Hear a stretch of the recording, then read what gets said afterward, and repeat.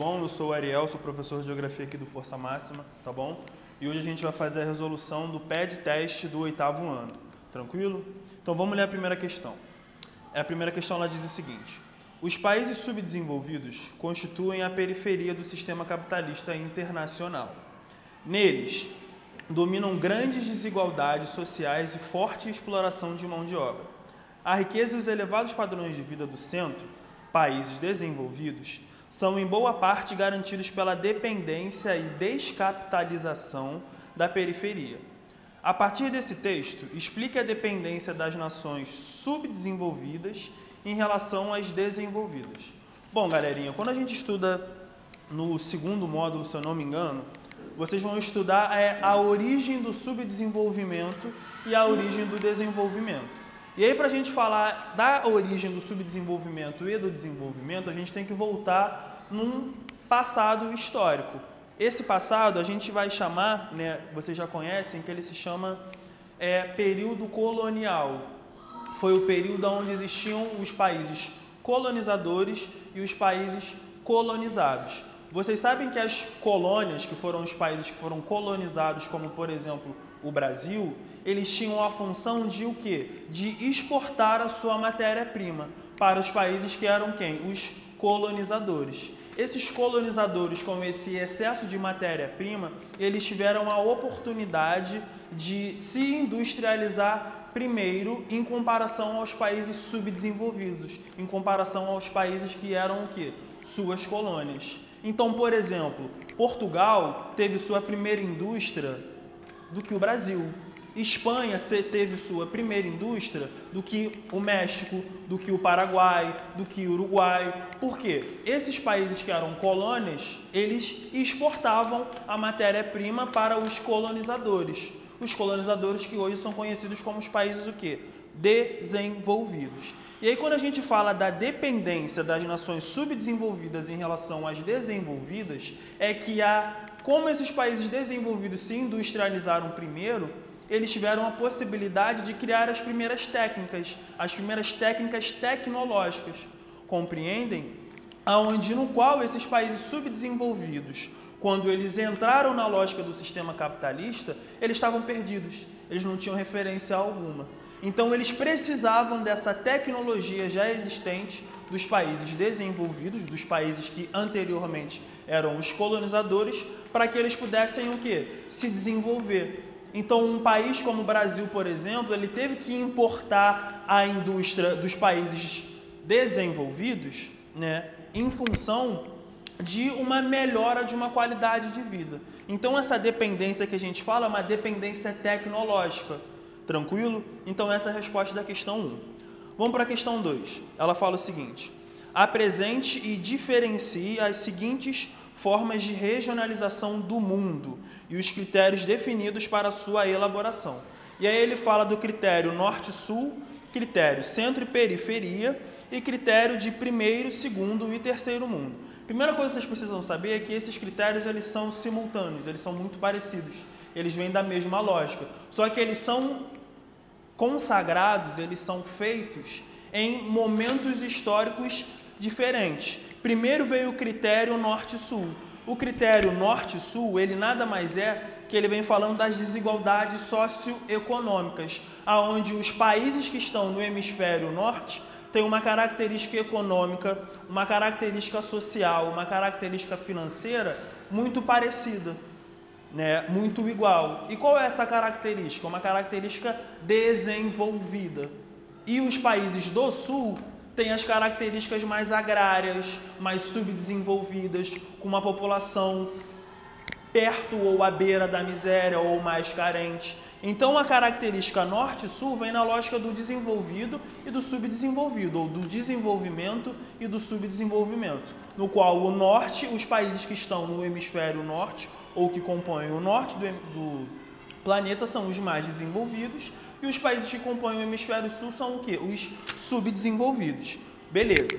Quando a gente fala do critério centro e periferia, vem dentro da mesma lógica. Essa relação entre centro e periferia, ela já vem explicada na questão 1, quando a gente fala de países que têm capital e de países que foram o quê? Descapitalizados, no qual os países periféricos são os países subdesenvolvidos. Os países periféricos são aqueles países que possuem uma economia voltada para o setor o quê? Primário, para a agricultura e para a pecuária, principalmente. E os países de centro são os países que o quê? Que agregam as pessoas, que atraem as pessoas. E eles atraem normalmente muito por conta do seu desenvolvimento tecnológico.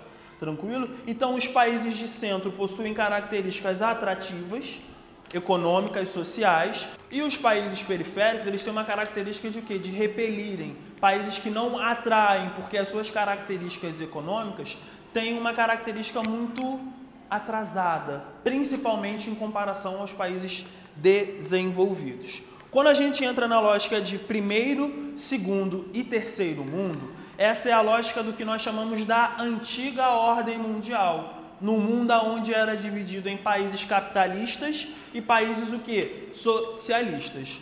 Obviamente, os países de primeiro mundo são os países da economia capitalista ricos. Os países de segundo mundo são os países socialistas. E aí eles aqui não estão consagrando se os países socialistas são ricos ou pobres. Eles são socialistas. Tranquilo? E os países de terceiro mundo são os países capitalistas o quê? Pobres. Então, repetindo, primeiro mundo são os países capitalistas ricos. Segundo mundo são os países socialistas. E terceiro mundo são os países capitalistas pobres. Então, Estados Unidos é um país de primeiro mundo. Cuba é um país de segundo mundo. E o Paraguai é um país de terceiro mundo. Tranquilo? Essa é a resposta da questão número 2. Vamos para a número 3. Por que podemos afirmar que as diferentes formas de regionalização são sujeitas às mudanças com o tempo? Bom, para a gente primeiro entender essa questão, a gente precisa relembrar o conceito de região. Vocês lembram que região são espaços geográficos cujas suas características de separação, ou seja, característica de regionalização, são áreas simultâneas, áreas parecidas, áreas que possuem características comuns, características iguais? Vou citar um exemplo aqui. Quando nós falamos região metropolitana do Rio de Janeiro, nós estamos falando que o Rio de Janeiro compõe, conjuntamente com outros municípios, uma região econômica. Ou seja, a região metropolitana, o que elas têm em comum? O que esses municípios possuem por igual, em comum? Eles simplesmente têm uma relação econômica com o Rio de Janeiro. Então, todos os municípios que fazem parte da região metropolitana do Rio de Janeiro têm em comum o quê? Alguma troca econômica. Tranquilo? Beleza? Então, para responder a nossa questão, quando eles perguntam que essas regionalizações estão sujeitas a mudanças, é porque essas áreas elas podem apresentar características que vão adentrar elas, ou seja, vão inseri-las dentro de uma região, mas elas também podem perder essas características, ou seja, elas podem sair dentro dessa região. Então, o exemplo que eu falei da região metropolitana, vamos imaginar que São João de Meriti, esse município lindo e maravilhoso, ele pare de ter qualquer troca econômica, qualquer troca cultural, qualquer troca sociocultural com o município do Rio. Vamos imaginar que São João se feche. Ninguém mais vai trabalhar no Rio, São João não mais vai vender nada para o Rio de Janeiro, nem vai comprar nada. Se São João não tiver mais essa atividade econômica, ela vai sair da região metropolitana, porque ela não possui mais uma característica comum, que é a característica principal, qual que é? Ter uma atividade econômica, ter uma relação econômica com o Rio de Janeiro. Se ela não tem mais essa relação econômica, ela vai sair. Então, elas estão sujeitas a mudanças conforme o tempo, porque essas áreas estão em constantes mudanças. Beleza? Então, essa é a resposta da número 3. Questão 4. Explique os conflitos e as questões que envolvem o povo curdo. Vocês sabem que o povo curdo, eles se estabelecem hoje no território que nós chamamos de quê? Turquia. Antes da Turquia, assim como todos os países no mundo, antes dele se tornar uma república, um país com uma constituição, com leis próprias, eles eram o quê? Um império. Como todos os outros países no mundo. Eles eram um império e depois eles se transformaram numa república. Os curdos, eles faziam parte, né, do Império Turco-Otomano.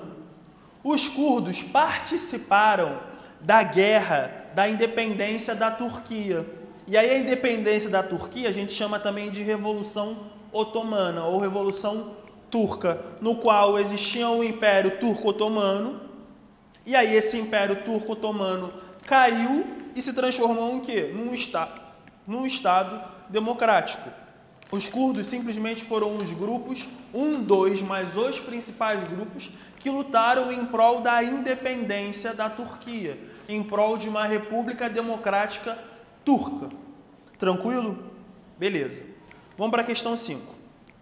Questão 5, ela fala o seguinte: defina os conceitos de Estado, nação e território. Eu vou começar pelo conceito de território.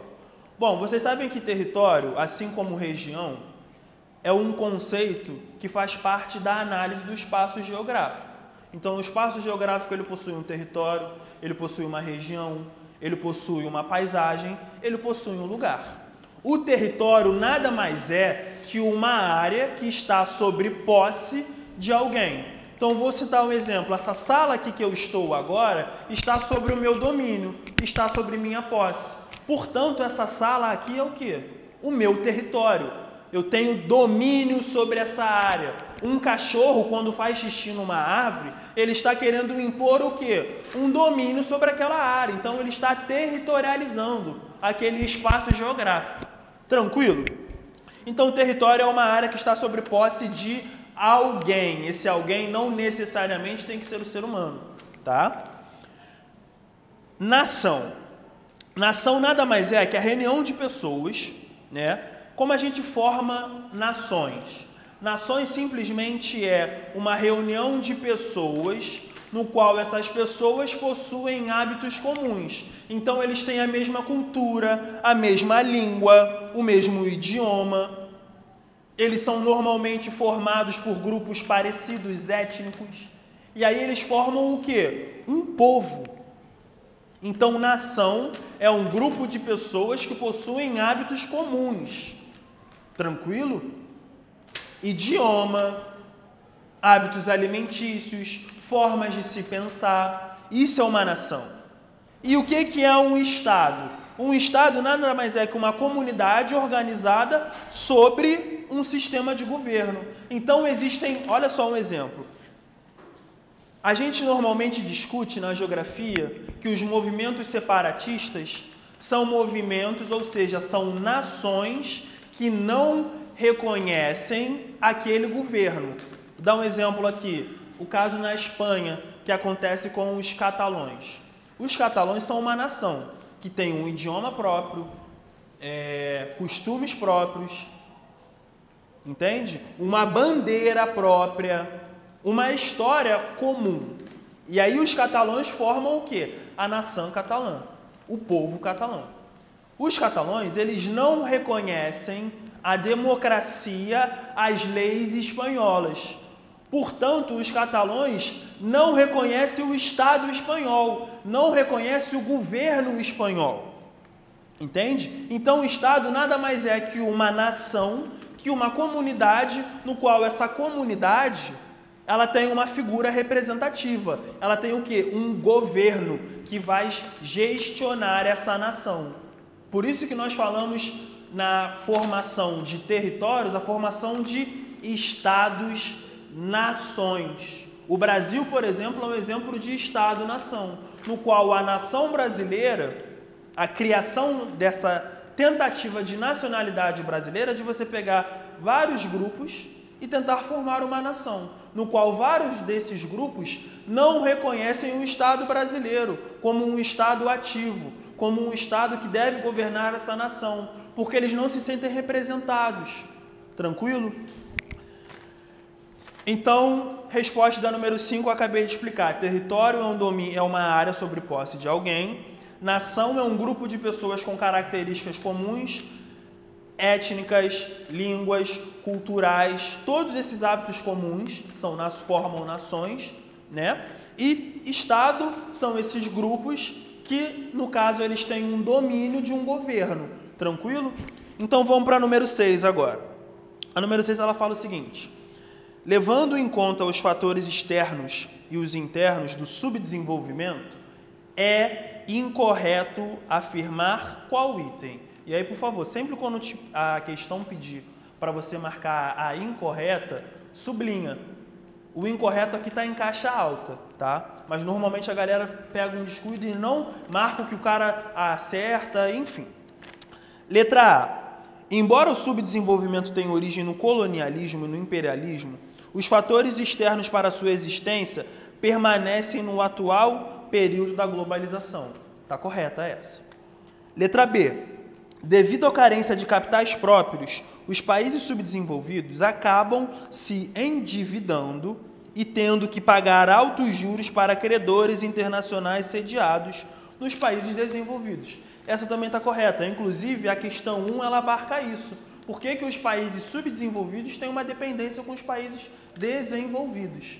Ela não é simplesmente uma dependência tecnológica, também tem uma dependência financeira, no qual esses países pedem dinheiro emprestados para os países desenvolvidos para eles tentarem se industrializar, os subdesenvolvidos no caso, e aí eles ganham esse dinheiro, se desenvolvem minimamente, mas depois eles têm que pagar. Isso aconteceu com o Brasil, por exemplo. Então a B está certa. Lembrando que a gente quer a errada. Letra C. Os países subdesenvolvidos que exportam principalmente produtos primários são os mais prejudicados na globalização. Hoje, as atividades produtivas exigem menos matérias-primas e mais informação e conhecimento. A gente não fala que hoje nós vivemos a revolução técnico-científica informacional? A gente não fala que a gente vive hoje no capitalismo informacional? Então, gente, essa aqui está extremamente correta. Ela não está errada, beleza? Letra D. Além da concentração de recursos econômicos nas mãos da elite nacional, outro fenômeno que mantém muitos países em situação de subdesenvolvimento são as constantes guerras civis. Gente, as guerras civis dentro dos países não é uma característica que vai determinar que aquele país é subdesenvolvido. Afinal, a gente vai estudar na história que vários países como França, Alemanha, Inglaterra, Estados Unidos, Irlanda, países que são considerados desenvolvidos, Espanha, possuem guerras civis, possuem divergências internas. A questão da guerra civil não tem nada a ver com o subdesenvolvimento, porque a guerra civil nada mais é que tem um grupo que não reconhece, normalmente, um Estado. E aí esse grupo se vai contra o Estado. Ou então se vai contra outros grupos étnicos, tranquilo? Que estão tentando formar o quê? Uma nação. Então, normalmente, as guerras civis é quando a galera tenta formar nações, estados-nações, no qual tem uma nação que não concorda com a outra nação, ou seja, um grupo étnico que não concorda com outro grupo étnico, e eles não querem se juntar, eles querem continuar o quê? Separados. Então, a incorreta é a letra D. E por que a D está incorreta? Ali no finalzinho, falando que a guerra civil é um fator determinante para o subdesenvolvimento. Não, não é.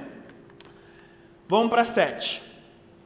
Com relação ao desenvolvimento da sociedade capitalista, podemos afirmar que com a intensificação do processo de globalização, os países ficam cada vez mais dependentes dos outros e mais integrados.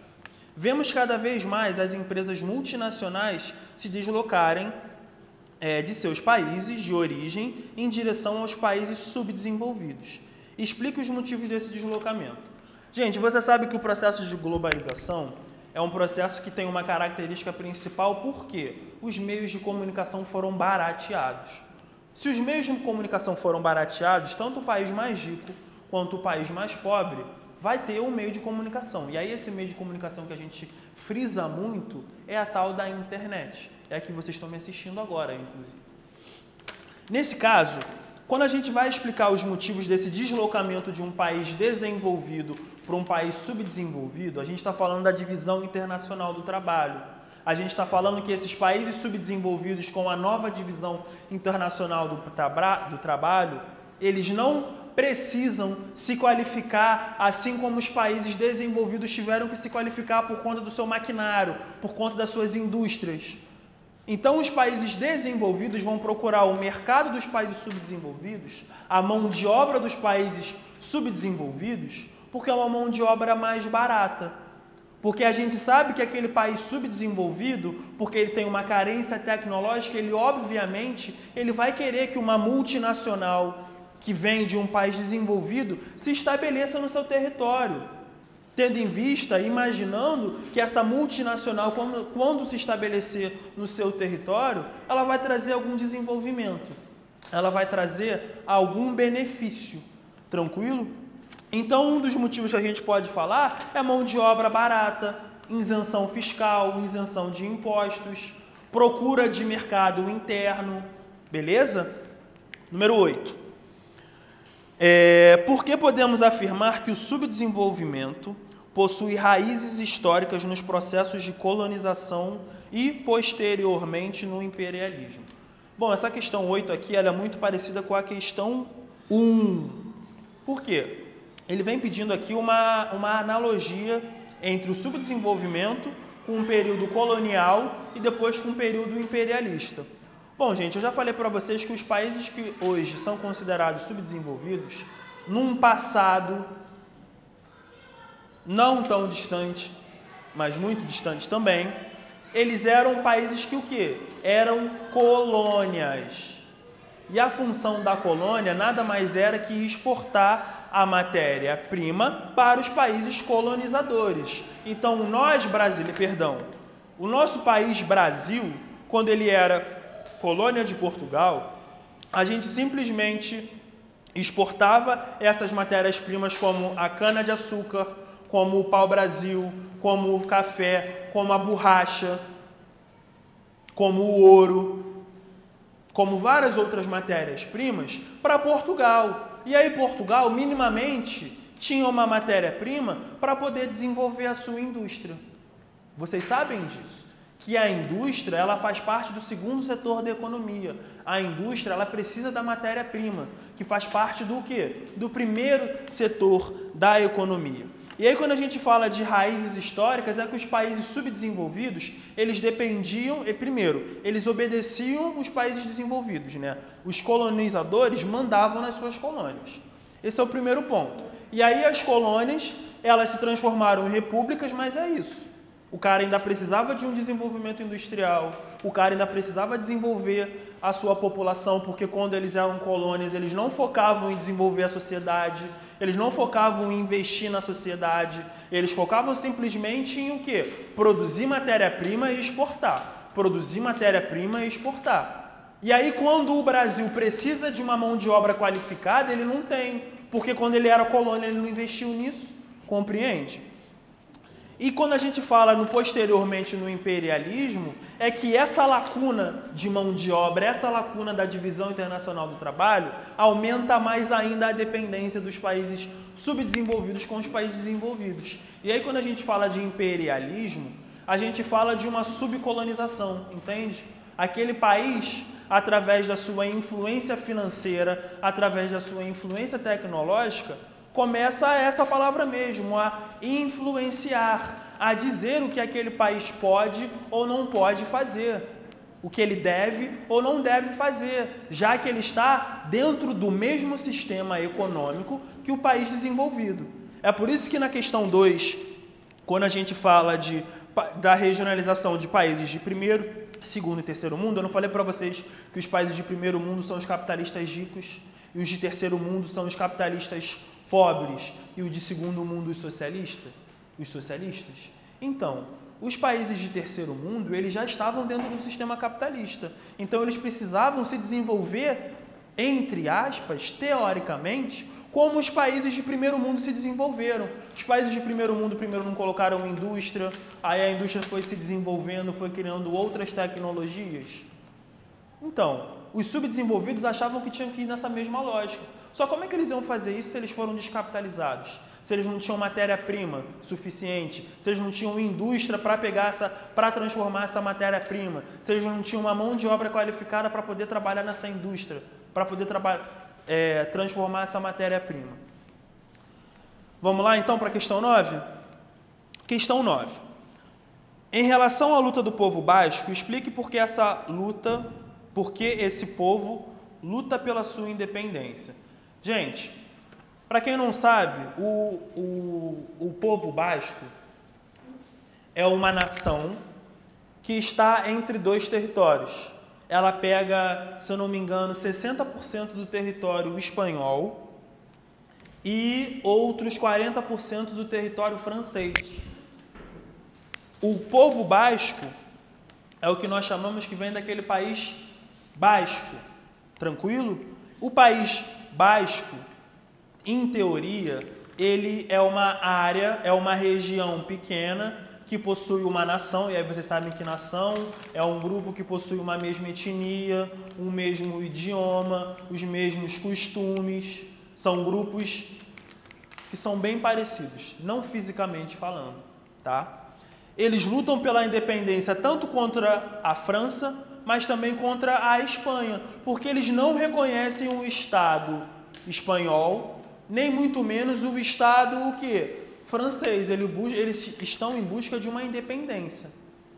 Então, basicamente é isso. Eles lutam contra dois países, porque simplesmente o território basco, a região basca, ela está dentro do território francês e uma outra parcela dentro da França, dentro da Espanha. E ambos desses países não querem liberar aquela pequena porção territorial para o país basco ou para os bascos. E aí eles estão até hoje lutando pela sua independência, sim, tá? Questão 10 e última. Conflito Norte e Sul. A figura apresenta a divisão atual do mundo em dois principais conjuntos, sob o ponto de vista das desigualdades socioeconômicas. O Norte é desenvolvido e o Sul é subdesenvolvido. E aí vocês vão perceber que tem uma linha imaginária que separa os países do Norte dos países ao Sul, no qual a Oceania, estão percebendo a Oceania? A Oceania, por mais que esteja no hemisfério Sul, eles consideram a Oceania como um continente que está no hemisfério o quê? Norte. Porque a Oceania apresentou índices, apresentou seu IDH, apresentou seu PIB, apresentou seu índice de Gini, parecidos, iguais, semelhantes com os países do hemisfério norte. Então, por isso que a divisão norte e sul, ela não está ligada à divisão da linha do Equador, a divisão desses dois hemisférios. Ela está ligada mais à lógica do, então beleza, o norte do hemisfério planetário, ele tem uma característica de estar mais desenvolvido. Então, os países do norte são desenvolvidos, os países do sul são subdesenvolvidos. Eles entram dentro desta lógica. E aí, se vocês perceberem aqui, a Oceania ela está dentro da lógica dos países ou dos continentes do hemisfério norte, dos desenvolvidos. E aí, vamos lá, letra A. Uma distribuição, ele quer que você afirme a correta, tá? Letra A fala o seguinte: existe uma distribuição equitativa entre a população rural e a população urbana, e a de consumo é altamente expressiva.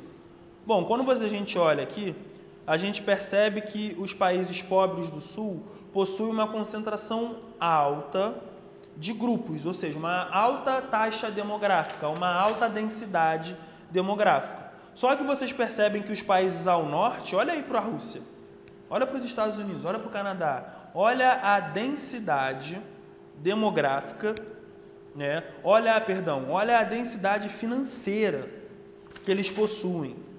Olha quanto que eles são ricos, tranquilo? A letra B ela fala o seguinte: o setor primário é altamente avançado tecnologicamente, ocupa uma posição de destaque na economia. Vou repetir. O setor primário é altamente avançado tecnologicamente e ocupa uma posição de destaque na economia. Bom, esse primeiro trecho aqui ele está certo quando ele fala que o setor primário ele é altamente avançado tecnologicamente, principalmente nos países do norte. A agricultura lá ela é o quê? Mecanizada. A mão de obra ela é bem qualificada, ela é muito específica, tá? Letra C. E aí no caso, perdão, a parte que fala que está errado, né, é quando ele afirma que o primeiro setor é o setor que mais desenvolve, né, financeiramente esses países. A gente sabe que está errado. A gente sabe que os países desenvolvidos eles se desenvolveram muito dentro do segundo setor, que é qual? A indústria. Países que não possuíam indústria eram considerados países subdesenvolvidos. E países que possuíam indústria, inicialmente, eram países que eram considerados o quê? Desenvolvidos. Então, esse final do trechinho está errado. Letra C. A economia está no momento da revolução técnico-científica. E os setores de ponta da tecnologia são gerados e ampliados com mais intensidade. O setor de ponta aqui que ele vem falando é o setor terciário. E aí, quando a gente fala que a globalização é o barateamento dos meios de comunicação, ou seja, todo mundo possui internet, telefone, rádio, qualquer meio de comunicação os países subdesenvolvidos passam a ter. E aí vocês sabem que os meios de comunicação eles passam ao quê? A viabilizar mais a informação. Então a informação nesse momento é algo que de extrema importância, de extrema utilidade. É por isso que nós falamos do capitalismo informacional. É por isso que a gente fala de uma revolução técnico-científica informacional. É quando as informações passam a valorizar ou a prejudicar a bolsa de valores, a economia, onde um cara sabe de uma informação privilegiada, por exemplo, de uma jazida de petróleo, no qual uma determinada tecnologia específica precisa explorar aquela jazida de petróleo. Tranquilo? Então a resposta da número 10 é a letra C. Galerinha, esse aqui foi a resolução do PED teste do 8º ano, tá bom? Tamo junto.